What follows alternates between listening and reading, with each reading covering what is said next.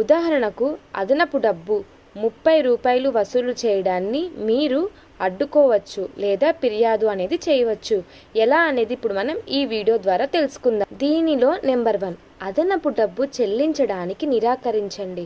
ఉదాహరణకు gas delivery boy మీ ఇంటికి వచ్చి బిల్లు ఇచ్చి బిల్లు మీద ఉన్న దానికంటే ఎక్కువ డబ్బులు పే చేయమని అడిగితే మీరు నిరాకరించవచ్చు.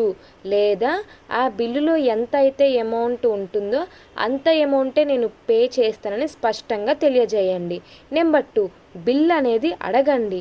మీరు ఏదైతే బిల్లులో ఉన్న మొత్తం అమౌంట్ని పే చేస్తారో అది పే చేసినట్లుగా క్యాష్ మెమో అనేది తీసుకోండి.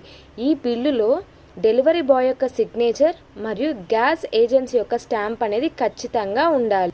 నెంబర్ 3, గ్యాస్ యొక్క కస్టమర్ కేర్కు కాల్ చేసి మీరు ఫిర్యాదు అనేది చేయవచ్చును. ఇంతకు ముందు చెప్పినట్టుగా కన్జ్యూమర్ రైట్స్ దాంట్లో ఈ డాకల్ పోర్టల్ ద్వారా మీరు ఫిర్యాదు అనేది డైరెక్ట్గా చేయవచ్చును.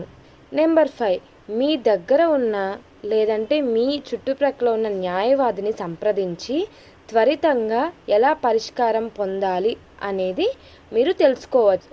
ఈ వీడియో కనుక మీకు నచ్చినట్లయితే లైక్ చేయండి, షేర్ చేయండి, సబ్స్క్రైబ్ చేయండి. జై హింద్.